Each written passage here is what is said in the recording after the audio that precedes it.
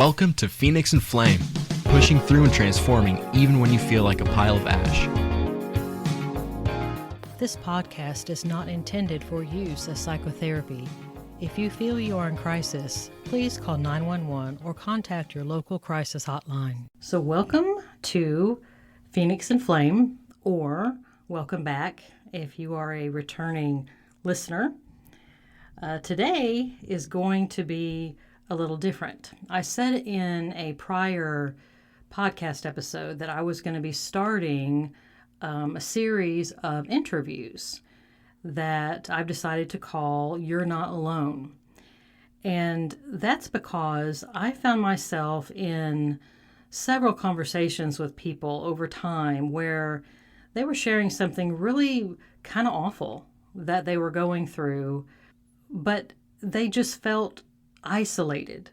They felt all alone. But I knew, because what I do for a living, for those of you who don't know, I'm a psychotherapist. So I have the privilege of hearing a lot of people's stories. And it is a privilege and an honor to be able to hear the true story. So I knew that these people, in fact, were not alone. But we have a culture and a society where sometimes we feel reticent, we feel resistant to share certain kinds of pain, especially surrounding mental health. And I'm so thankful to a lot of the Olympians and also some of the Hollywood stars and those kinds of individuals who are coming forward and being open and honest. And I've mentioned some of those on my prior podcasts and saying, yeah, I have gone through this horrible thing.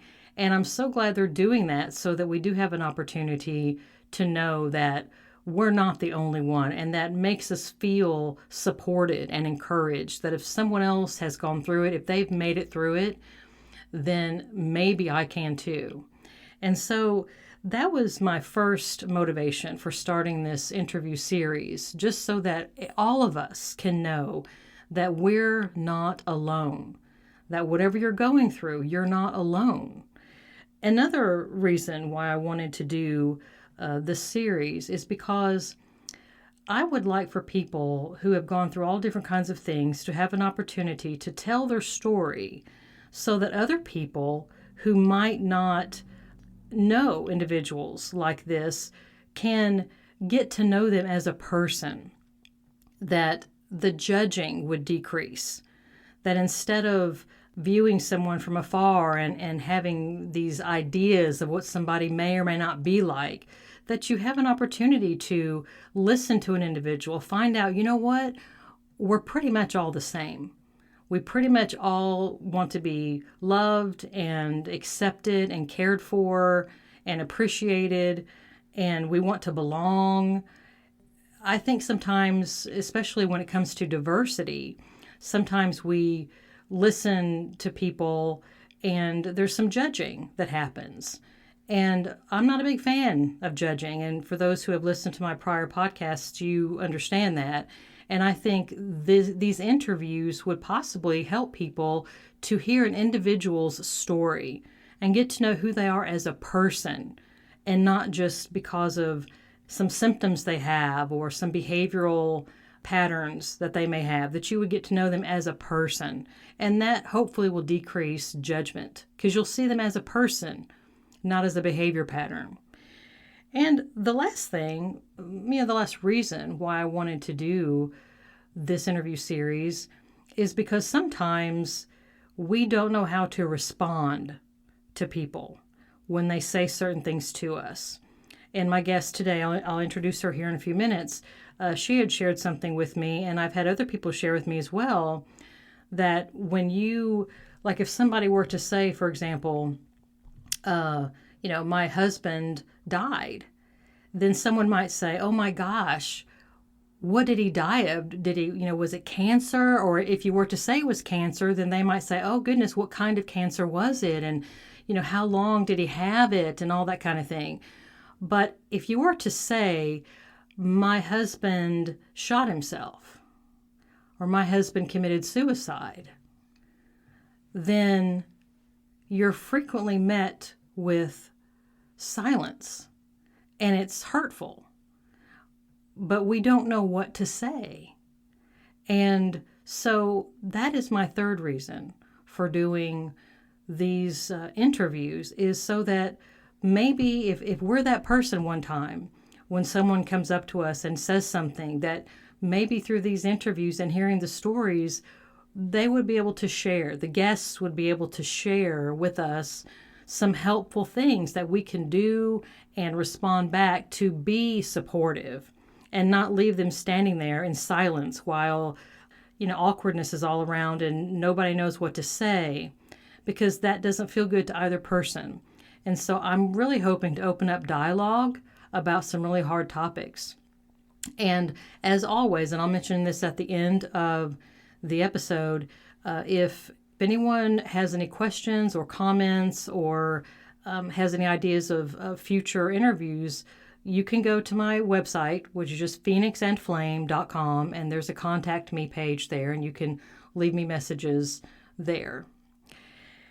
And so that kind of explains why I wanted to do this interview series. And I won't explain all of this every single time, in case you're wondering if I'm going to say this every single time. I won't. So I just wanted to put it out there, this one, since it's our first interview.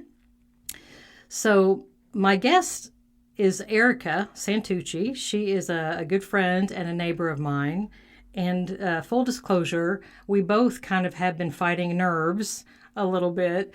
I had to learn some new technology that not my favorite. Okay, that's not my favorite thing, but I kind of battled my way through that. And both of us, this is kind of new for me, for her, and it's kind of a little bit nervous. So if we kind of stumble around a little bit in the beginning, just have grace. We're kind of finding our footing.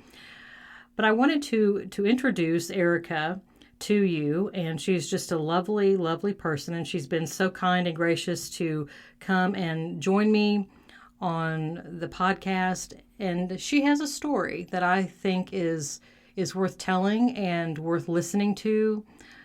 So Erika, I'm just going to kind of stop being such a blabbermouth and stop talking so much, and just kind of begin to tell us, your story. You can feel free to start anywhere that you want to start, and you can back up, you can fast forward, you can do anything you want to do, whatever makes you most comfortable. Thanks, Dina. Thanks for having me. A year ago, July 2020, July 10th, my life changed. My husband did die by suicide. He, of course, never saw it coming. It'll change me forever, obviously. And Dana, what you said is true.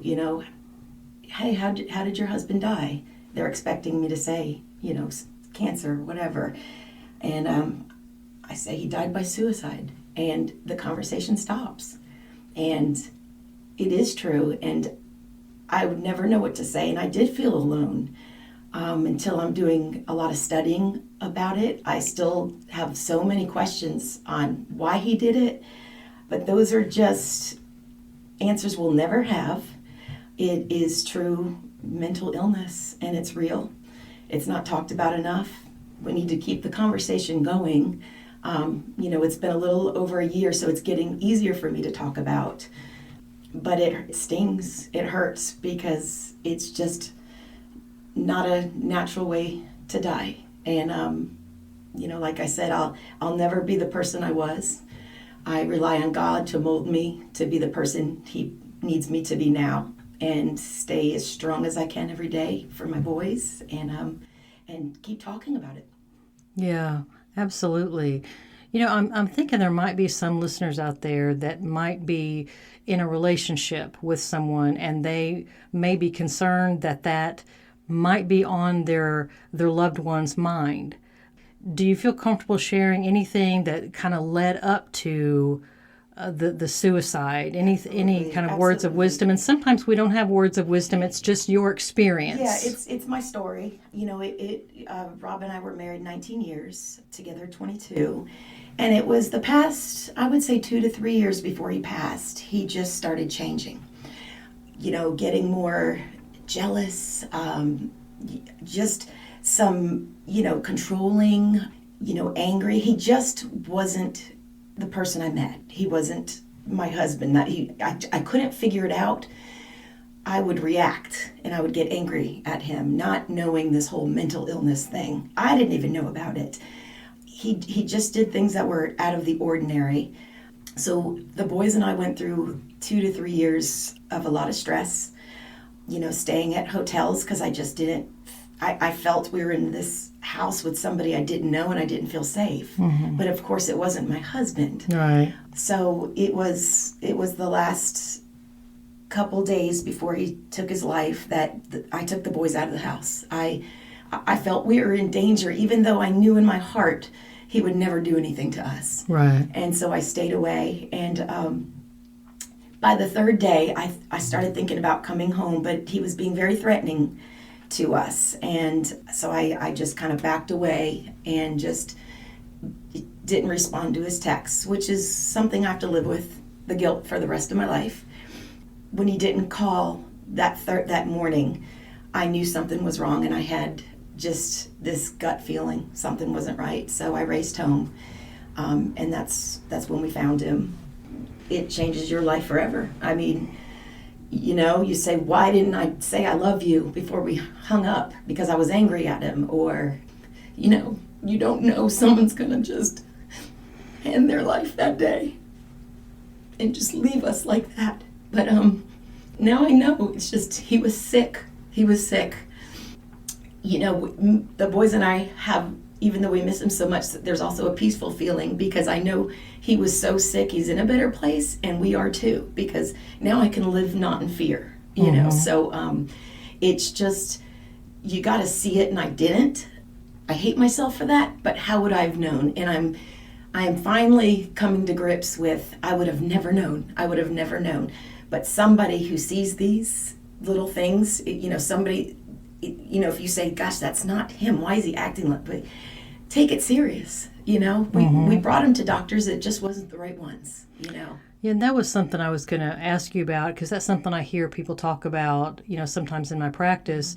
Once they've had someone who has committed suicide or something, they struggle with the guilt. They start looking back and, it's like, could I have done this? Could I have done that? And people that have listened to my podcast before, they understand that I talk about boundaries. What is mine to manage and what is not mine to manage? And what's so hard to grasp, I think, from some people, from stories I've heard, is they feel like they could have done something to force the other person, to go to therapy or this or that. But at the end of the day, you can't. You can't. And I'm a therapist, so I understand that you can't force anybody to go. I mean, you could technically, I guess, pick them up and plop them down on somebody's couch, but you can't make them actually participate in therapy.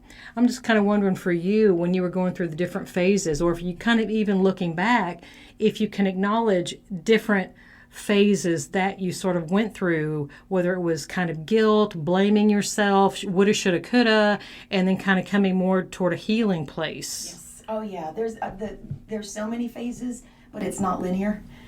The guilt is the shock, of course, was number one. But after a year later, I'll wake up and I'll hear something that triggers me, and the shock comes back. So it's not, okay, I went through the shock and that's over. The guilt. I mean, I think when anyone dies, you feel guilty. Oh, I didn't go see them enough, or I didn't. But dying this way, the guilt overwhelms me. I will forever have that guilt, but I'm learning to manage it. I couldn't have known he was sick. I couldn't have known that day he was going to take a gun and shoot himself and leave us like that. So I'm trying to grasp at that I'm human, and I just didn't know. So then the guilt, and then of course anger. Oh gosh, and I still do. I get so angry at him. How could you leave me and your two boys? Mm-hmm. And that's another thing I don't like. People say, yes, it's such a selfish act. It's such a selfish act. I don't feel that way anymore. Do I still get angry? Absolutely. But then there's days my compassion, and I'm so sad that he was in such pain. So I'm like, how can I be mad at that? But so the anger, how can you leave us? But it's not a selfish act. I mean, it's a disease. And he was in such pain, and I feel like he was so non-selfish to say, if I want my wife and kids to be happy, I need to leave this world. And I think that's truly what he did for us. He thought, everyone says, he thought we'd be better off without him. Obviously, we're not. But I truly feel like that's how he felt. So it's not a selfish act at all. Gotcha. So, and again, a year later, I might, feel relief. Then I go to the anger stage again, and then I go to the shock. I mean, it happened on a Friday morning is when we found him.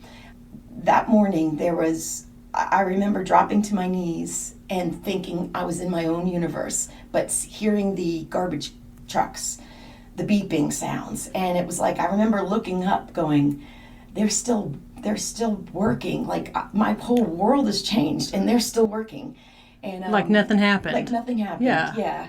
And so I hear those trucks on Fridays, and it brings me back down to my knees again. Some days I'll hear it, and it won't faze me, but most of the time it does. It's a process. Mm-hmm. I think all of the stages, like I said, they're not linear. I think 5 years from now, I'm still going to break down and have a bad day, a lot of them. But I think I'm learning to manage my grief. To be the best I can be for my two boys. Right. Absolutely. Yeah. I'm wondering, what are some of the most hurtful and the most helpful things that people have said to you or done for you? Like I said, to try to help our listening audience understand that, they might be around someone who has gone through that and just might have some ignorance. Mm-hmm. They might say something out of ignorance, or they might not say something out of ignorance. And that's one of the things that I wanted us to do today is kind of, try to educate one another about, how would we respond if someone like that is in your life. So for you, what were some of the things that people said to you or did that were most hurtful, and some of the things that were most helpful? Okay, well, hurtful is, one of them is time will pass. Time will pass. And that just goes right through me, because time is not even an issue. I'm going to forever feel this tragedy, 10 years, 20 years. I'm forever going to live this. I mean, I'm never going to be the same person I was. Exactly. So for someone to say time will pass, or he's in a better place. Okay, do I know he's in a better place? Yes, but I don't need you to say it. You know what I mean? Yeah. And, so many people... and the whole, how could he do that? That was a selfish thing. We don't want to hear that, Helpful things is just, people just letting me have my days. Erika, you're having a bad day. Just take a day for yourself. Just go. My support group, you need help with your customers. We got this. Go take a day for you, and that is so helpful, because I'm learning I don't have many down days. I have a lot of energy. I'm always working, but I'm learning to say, today I need to just go into the covers and not think and turn my phone off. And I give myself those days. It's part of that wave, I hit the ground, but I cry and I give myself that. And then the next day I know is going to be a better day. And that's, somebody healthy like that is how they think. Somebody like my husband didn't think tomorrow was going to be a better day, that it was just going to be worse. And I think that's when they do the act. They just can't take the pain anymore. So. Mm-hmm. Yeah. Were you able to find any kind of support groups or any chat groups online, or any books that were helpful, or quotes, or anything at all that you feel like really came along and helped you? Right when this happened, I was so desperate to be okay. I know everyone says, go to therapy, you got to get yourself into therapy, because I think what they're worried about is, what can she do to herself? Yeah. I mean, I think the first thing they think is you lose your spouse to suicide. Oh gosh, is she, in danger of doing that? I never thought that way. I thought, I need help. I need to be as strong as I can for these boys, because I'm still here and I have to live this life still. So right away I called around, and somebody gave me the name of a lady. Her name's Barb, and she lost her son 3 years ago to suicide. And she started this group because of course it's not talked about. So people don't know there's groups available. Right. And it was COVID, of course, so we did Zoom, but it's once a month. And it was the one thing I got on Zoom. I was so nervous, but there was other people that have lost someone to suicide. And it's not a support group for people that are in the family. You have to have lost someone directly to suicide. It's just amazing to know that you're not alone. So I do these groups once a month. Now we're in person. We talk about where we're at in our grief, and it's just a great support group that I'm in right now. So it's been very helpful to me. As far as books, I'm reading one right now. It's called Life After Suicide. And because even after a year, I still feel like I need to still read and educate myself to be able to get through today. So this book, Life After Suicide, really goes into quotes from people that are grieving, that have lost somebody. And I tend to go, oh my gosh, okay, so I'm not in a bad place. Okay, that's normal, And so that book's really helping me. There's an insert at the beginning, and it's almost like a letter from the person you lost. And it just says, I'm sorry.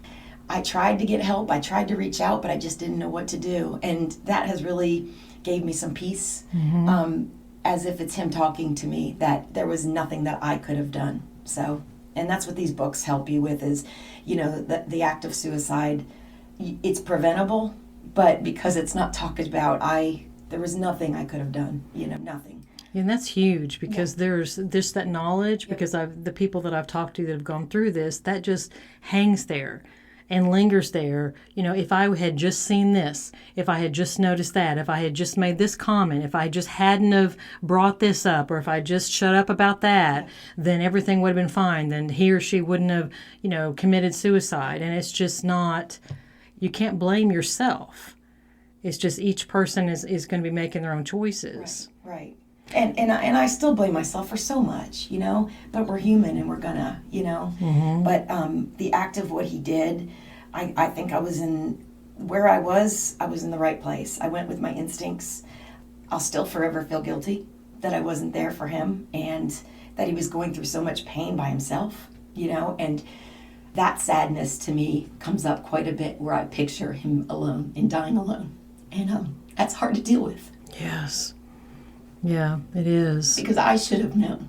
I was his wife, and I should have saw it. But I know I couldn't have seen it, There was this bully in his head that, there were so many signs through the years of him changing with, how I mentioned he was acting, and you don't think to yourself, oh, he's got some mental illness in his head, and, he's at risk to take his life. You just don't think that way. So. Well, and from what you were saying earlier, you had to protect yourself and your boys. I mean, every person's story is different, and every suicide is different, and how people behave up to the suicide is different.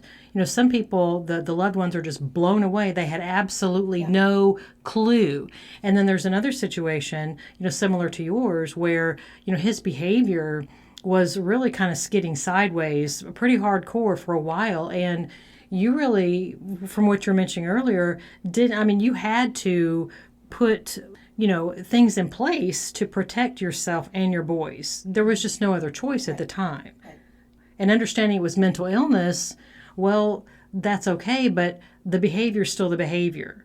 It's like somebody can say, well, I'm schizophrenic, so I get, the right to do this or that. Well, no. Yes, you can understand it's mental illness, but everyone's still accountable for their behavior.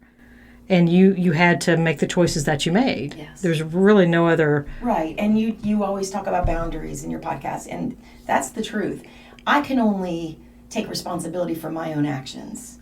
I couldn't have forced him not to do this. And if I came home that day, something worse might have happened, or he might have done it another day. I can't control another person. I can only control how I react. I learned to take life much more preciously. Like, I reacted very angry a lot of times with him because of the things he did to me and sabotaging me and me and the boys. You look back and you're like, oh, I wish I would have, said, why are you acting like this? It's okay. Talk to me. Mm-hmm. But as a human, again, that's your first response is anger. So that's changed me forever. I think if somebody's treating you bad out of normal, just ask. Tell them you're here. Tell them, can I get you help? And the sad part is the person that is suicidal goes into the doctors, they answer the question, they lie half the time. Yeah.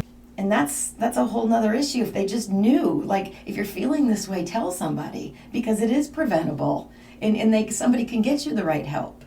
I can't turn back time, but I want to help other people, and it's a real thing. It is so real, and because it's not talked about, it's ignored.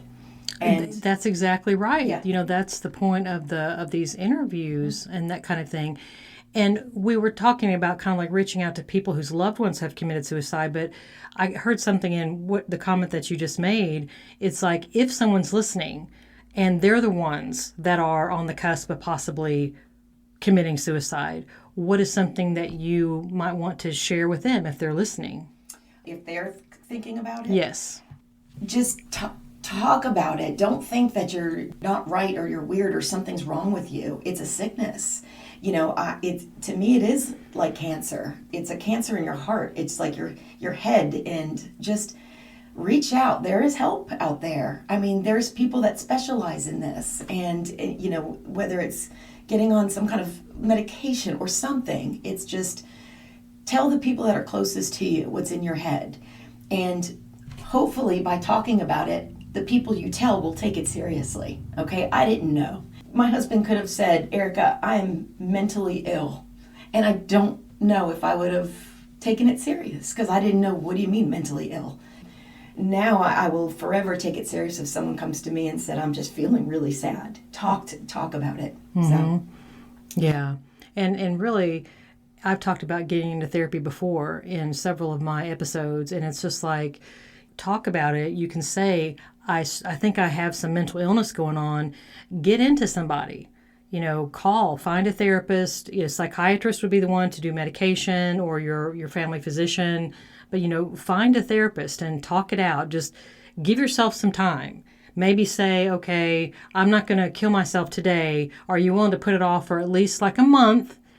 And think it can still be an option, but try some other things during that period of time. But you have to be willing to go get the help, because saying that you have mental illness or that you're struggling with things, that's a wonderful first step, and reaching out. But you have to do the second thing. You have to be willing to do what it takes to get better. Yes, absolutely. And there's helplines, suicide helplines, utilize that. If you're feeling like you just can't take life today, just get through today. Just get through today and find help.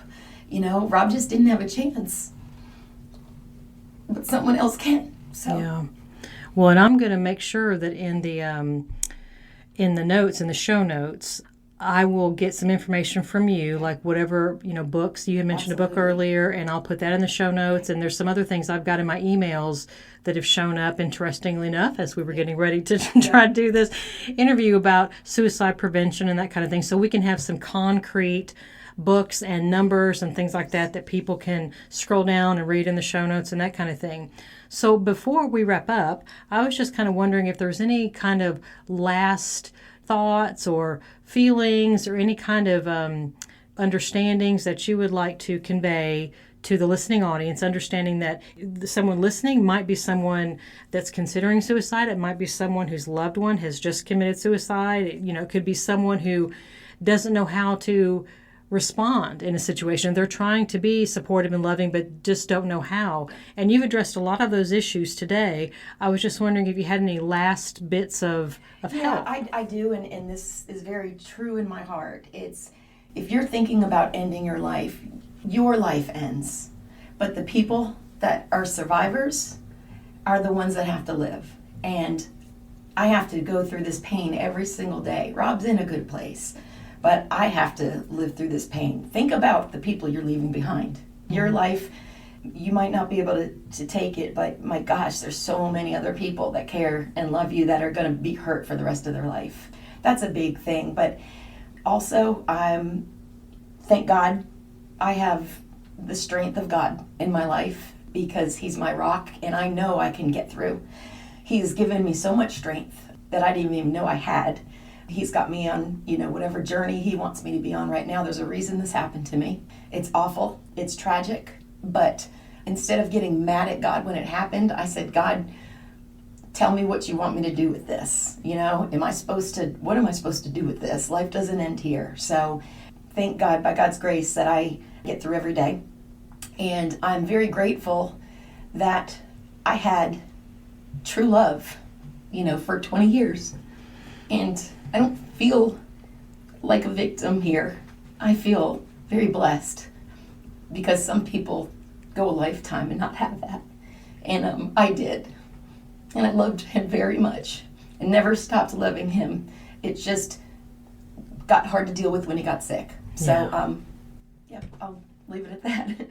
Well, Erika, we just appreciate you so much spending your time to come and being willing to open up to something that's so emotionally, that's really heavy, and you've been through a lot, and being willing to come and kind of disclose that and open that up to our listeners so that if someone out there could benefit from that, that's just really a nice thing for you to do. And there is still life. I mean, that's another very important thing to leave on a note. There's still so much more life, and if you're going through what I'm going through, just know there is hope. You'll always have these feelings of grief. You'll live that probably the rest of your life, but it gets manageable. Then the memories, you start thinking of the good memories of that person. Life is so good. Life is so good for me. It's so good. I'm just blessed beyond belief. Even through a tragedy like that, there's a light at the end of the tunnel, and you'll get there. Awesome. Thank you so much. You're welcome. I appreciate that so much. For those of you who are listening, I would really appreciate if you have gained anything at all from this episode, from what Erika has shared, whether you personally can benefit or if you know of someone, if you would please just share it on your social media platforms, or you can, send a link to someone's email, tell somebody about it. Share the Phoenix and Flame podcast with other people so we can grow our community and really help to lift one another up and learn from each other and become stronger.